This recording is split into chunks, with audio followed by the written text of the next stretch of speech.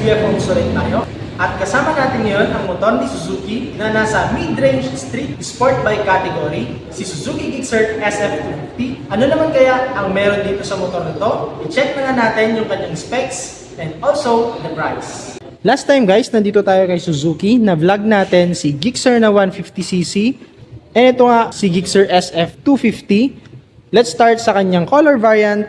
Meron siyang 3 available color, metallic Triton Blue. Yun yung kulay blue lahat ng kanyang fairings. Susunod naman is yung kanyang MotoGP Blue na ito, pinablog natin ngayon. At meron din siyang isang variant na mas maganda, parang special variant siya, metallic matte black. Itong motor na to pwede sa pang beginner's bike, sa mga gustong mag-upgrade soon ng expressway legal bike, at sa mga medyo nagtitipid dahil alam naman natin yung maintenance ng mga expressway legal big bike natin, medyo pricey. And sa lahat ng 250cc na motor dito sa Pilipinas, isa ito sa pinakamapormang motor na nandito sa market natin. Kaya check na natin, umpisan natin dun sa kanyang front wheel. Makikita natin yung kanyang mugs. Glossy yung pagkaka-finish, and then two-tone siya. Sa kanyang mga strands, may nakalitaw dyan na walang pintura dito sa banda rito. And of course, this is tubeless. Suspension naman niya dito, naka-telescopic fork pa rin, pero napakataba. Mukha siyang pang heavy duty. Dito naman tayo sa kanyang stopping power, naka single disc brake, double piston caliper, at isa sa magandang feature ng motor na to, naka ABS na siya dito sa harap, at syempre, dun na rin sa kanyang likod. Syempre, kung meron kang malakas na makina, kailangan mo rin ng magandang braking system. Ito, naka anti-lock braking system na siya, na kung nasa high speed ka at nagka-emergency, kailangan mong mag-stop sa lalong madaling panahon. Kung naka ABS ka, hindi siya mag-full stop. May brake siya na malakas, pero unti-unti pa rin umiikot yung gulong para hindi madulas yung motor mo. The worst, sumemplang. Brand naman ng kanyang gulong MRF. Size naman niya dito sa harap, ayan o, napakataba. Meron siyang size na 110/70 by 17. Sa mga nagbabalak na bumili ng motor na to, ito lagi nyong linisan kasi para sa sensor ng ABS yan. Dito naman tayo sa kanyang fender, may nakalagay dito na branding Suzuki, tapos dito nakalagay din na ABS siya. Dito sa kabila, walang logo ng ABS. Dito naman sa fender niya, dito sa may bandang likod niya, medyo mababa lang. Siguro pwede kang mag-additional ng mudguard dyan. Tapos dito sa ilalim niya, napakaganda, parang hasang. And makikita natin dito, nandito yung busina niya. Tapos yung andun sa likod ng busina niya, yun yung radiator niya. Tapos siguro yung pinakaunang papalitan ko siguro dito kung ako yung bibili, yung kanyang busina. Parang maliit yung kanyang busina. Dito naman mapapansin natin yung kanyang telescopic port. Meron na rin siyang protector dito. Kasi importante, malinis tong kanyang telescopic port para hindi magtagas. Dito naman, meron naman siyang undercowling, tapos may logo dito ng Suzuki. Karamihan nating nakikita yung mga undercowling ng mga nasa MotoGP. Yan yung may mga decals eh. Dito naman tayo sa kanyang headlight, makikita natin dito sa kanyang ibaba. May very pointed beak naman siya. And then dun sa kanyang ilaw, sa kanyang headlight, LED na lahat yan. Yung downside lang, yung kanyang signal light, naka-bulb type pa rin siya. And nandito lang siya, nakaposisyon siya dito sa gilid. Very exposed siya na masabit. Mas maganda siguro bumili ka rin ng aftermarket na hindi masasabit yung signal light mo. Pwede kasing maputol yan. Decals naman niya dito, makikita natin yung kanyang FI logo. Tapos meron din siyang X-Star. Yung mga decals niya dito, combination ng kulay puti, kulay gray, neon orange, and then kulay blue. Ang ganda rin ng kanyang headlight. Single assembly lang pala siya. Dito naman sa kanyang side mirrors, sport bike na sport bike yung dating niya kasi ditiklop. Ayan o, pwedeng tiklopin. Then dito sa taas niya, clear visor siya dito. Dun sa mga iba nagpapa-aftermarket visor, pinapalakihan. Dito naman tayo sa kanyang handlebar. Dito tayo sa grip niya, sa may left.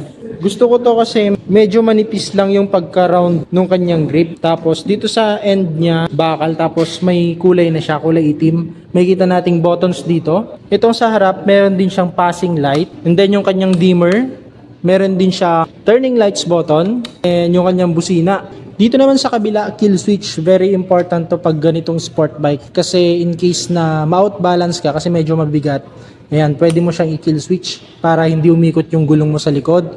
And makikita natin dito yung kanyang starting system, only electric, wala siyang kickstart. Dito naman tayo sa kanyang lever, coated na to, kulay itim yung kulay.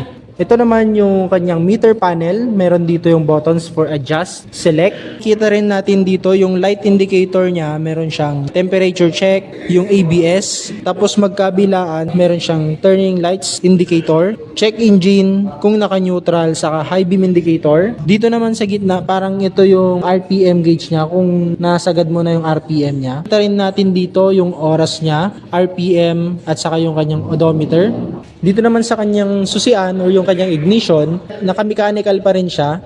And then ito adjustable siya. Kung gusto mo ng mataas, ayan, so pwede mong taasan or babaan. Pag sasakyan mo to, sure ako, very aggressive yung posture mo dito sa motor na to. Side fairings naman natin na makikita dito, napakaganda, parang MotoGP inspired na siya. Tapos yung kanyang Gixxer dyan, tapos Suzuki na malaki. Dito naman sa kanyang tangke, meron siyang emblem dito na letter S for Suzuki. Pag dito ka naman sa likod, makikita mo yung kanyang tangke parang Cobra or pa-slim dito sa kanyang ilalim para maipit mo yung motor pag nasa high speed or kaya magko-cornering ka. And then yung kanyang fuel tank, hindi naka-expose yung pinakabakal niya.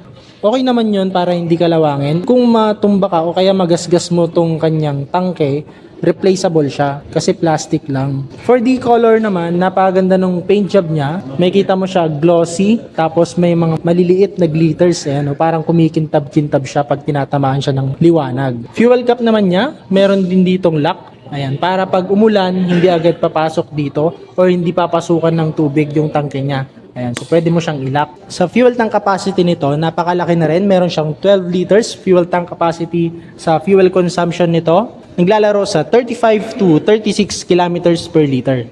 Sa kanya namang makina, yung crankcase cover niya, napakaganda rin ng paint job. Brown metallic, yung pagkaka-finish niya. Same dito sa kanyang kabila, pati yung kanyang electric starter. Nandito naman yung access ng kanyang spark plug. And dito sa pinakaba, meron siyang transparent. Ayan, makikita mo dyan kung anong kulay na nung langis mo. Minsan kasi kahit na 4 months na, 3 months na yung langis natin, di naman natin palaging ginagamit yung motor. Maganda pa rin yung kulay ng langis. Pwede rin nating tignan kung full ba ba or low. Meron na rin itong SEP, Suzuki Eco Performance. Ibig sabihin, mas matipid yung gas consumption niya. Sa kanya namang langis, meron tong 1,200 ml capacity. Dito naman tayo sa kanyang engine type. Meron siyang 4-stroke, single cylinder, single overhead cam. Naka 4 valve na to.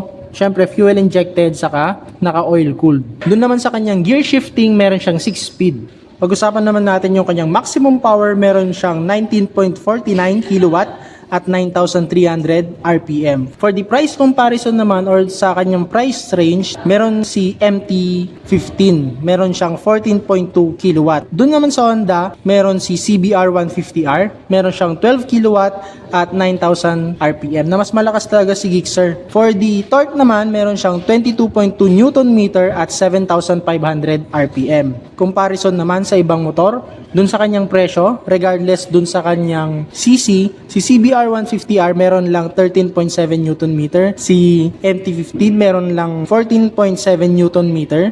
Kung pupunta naman tayo dun sa KTM Duke 200, nasa 19 Newton meter lang, ito 22. Tapos si KTM RC 200, around 19 din, nasa 19.2 ata or 19.5 Newton meter. Dito naman tayo sa kanyang taas. Yung seat type naman niya, naka dual step. Ibig sabihin, mas sporty, mas mataas yung back ride mo, kaya mas enjoy niya. Pag naglo-long ride kayo, mas marami siyang makikitang view.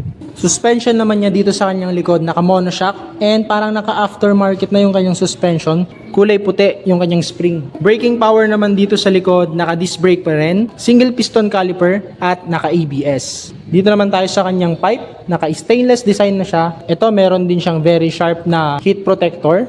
And dito sa dulo niya, plastic. Mudguard naman niya, parang takot na takot to sa putik kasi tatlo yung kanyang fender.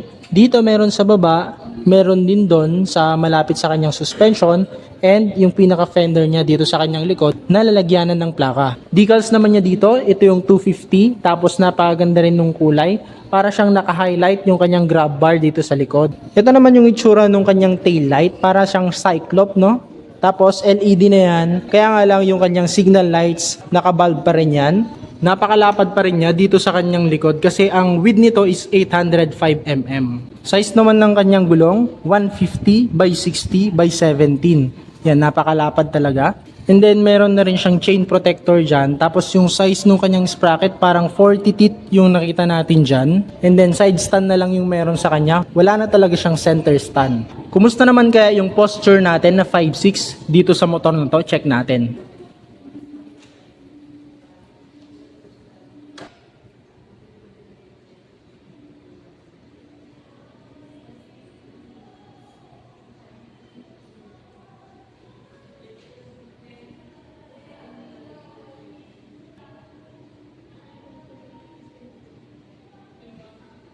Una nating napansin dito sa motor na to, hindi rin pala siya ganun kabigatan, no? Para sa akin, kasi si Gixxer na 155, meron siyang 135 kilograms. Ito, meron siyang curb mass na 156 kilograms. Konti lang yung diferensya. Para siyang naging bulky lang dun sa kanyang fairings. Sa kanyang suspension, napansin ko yung kanyang monoshock sa likod. Napaka-responsive. Maganda yan during high speed. Maganda yung play niya. Ganun din dito sa kanyang harapan. Comfort naman nung kanyang upuan, napakaganda. Medyo mababa lang din siya, no? Kasi yung seat height niya, meron siyang 800mm seat height na kayang-kayang abutin nung paa natin. Dalawang paa na nakatapak sa floor. And kaya nating control kahit na hindi natin hinawakan yung manibela. Doon naman sa kanyang seat comfort, malambot yung kanyang upuan. Kahit mag long ride ka, maganda pa rin. For the SRP naman guys, meron tong SRP of 189,900 pesos. Kung gusto nyo ng installment, pwede naman. Mag-down ka lang ng 28,485 plus insurance fee na 9,408. Ang 1 year mo is 16,703. 24 months, 9,668. 3 years mo, 7,519 pesos. Ano naman ang comments nyo dito sa motor na to, Gixxer SF250? Let me know sa comment section below. At kung gusto nyo i-visit, itong units nila dito, ilalagay ko lang dito yung kanilang address, yung kanilang FB page kung gusto nyo mag-inquire. Maraming salamat ulit sa pagsama nyo dito sa ating vlog at sana masupport nyo ako sa ating TikTok and sa ating Facebook account, Easy Ride Journey. At hanggang dito lang guys, maraming salamat. Ride safe!